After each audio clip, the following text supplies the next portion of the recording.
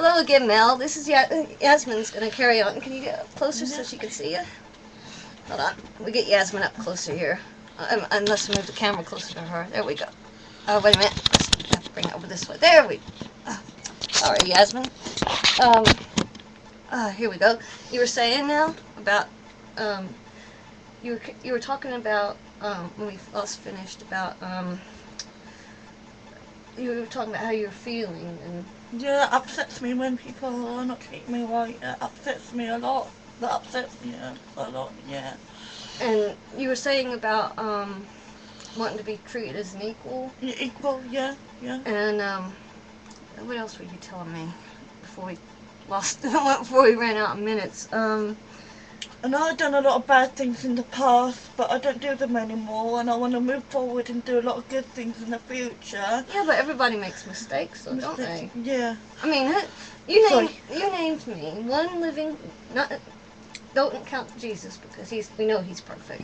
Don't tell any prophet, any other religious figure. They're all perfect, but we don't want to include them. What I'm talking about is you name me one living human being on this planet that you know that's perfect. No.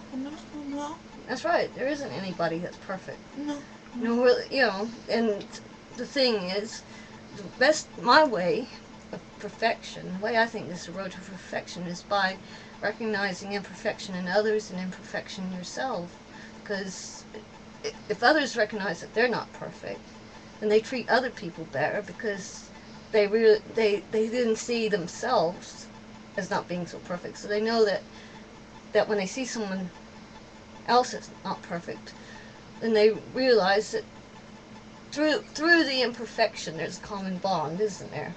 When people realize they're not perfect and they realize their imperfections, then they start to see the things that are right about somebody else rather than what's wrong with someone else. Do you see what I mean? If you see it says in the Bible, I don't judge other people, but I judge myself. It says in the Bible you can judge yourself. God's going to bring Armageddon, and I feel that he's going to destroy me at Armageddon. No. I feel like it. I feel he's going to destroy me. Well, that's like what Mel was saying. Is that how she feels? Yeah, well, she said that some people say that she's got to get herself right with God. But she's already right with God. Yeah. You're right with God. Yeah. You don't have to go to a particular church or a particular religion. Like, okay, I've read the Book of Islam, because you said your dad was Muslim, wasn't he? Yeah, but he turned himself into Jew. Yeah, and your mom was Catholic. Yeah. So you've had, well, see, you're like me. You've had the advantage of all three Abrahamic faiths. Yeah. You grew up with the Quran, so you knew God is Allah. You knew about the Prophet Muhammad. You knew about Jesus, and you knew about the Jewish prayers and that as well, didn't you?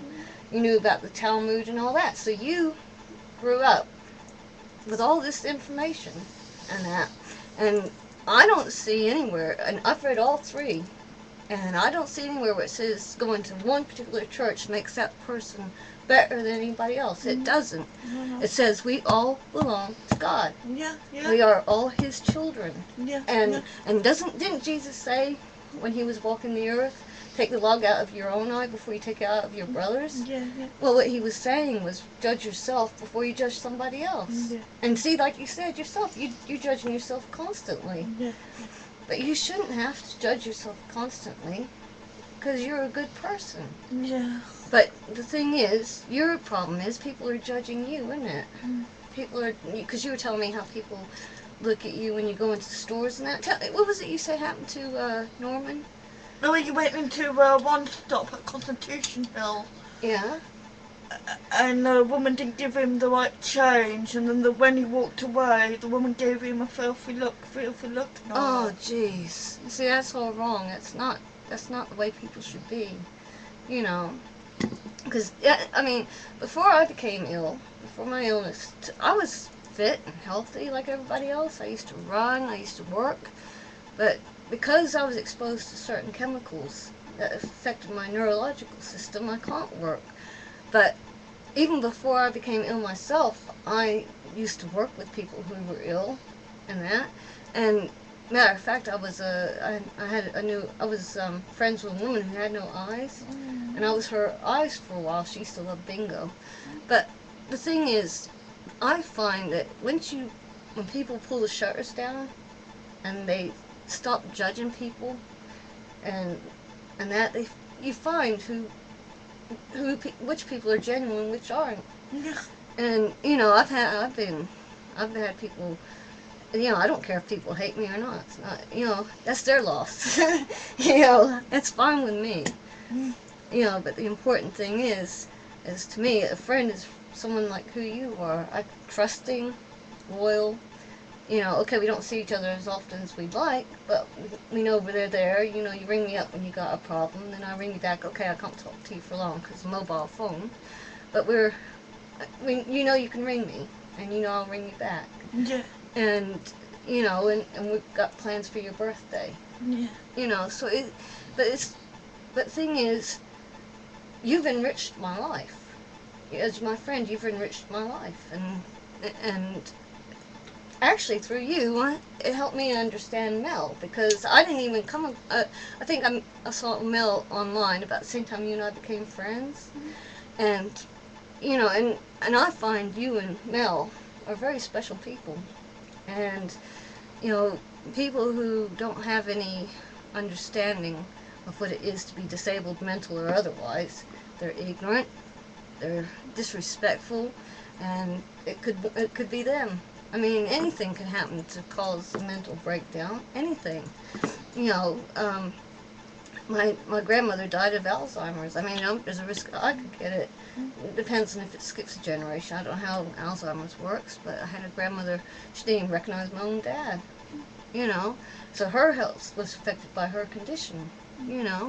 So really, people need to get their heads out of their backsides and when they start seeing people, stop thinking about what they don't like about them, and start thinking, well, oh, I like this about somebody, rather than what they don't like about them, because that is too harsh.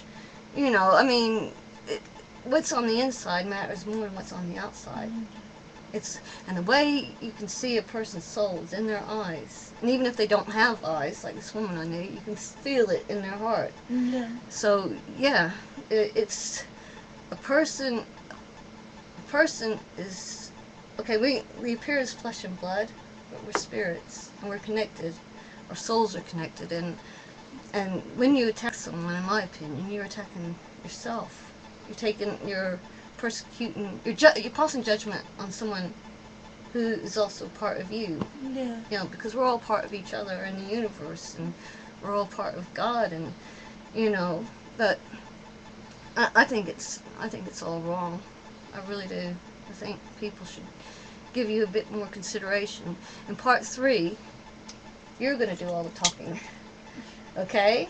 I don't know what to say now. I run out of words. I'll leave it for now. Yeah, you want to leave it for now. But next time you come, next time we come, we're going to do Yasmine. Yeah. Okay? Yeah.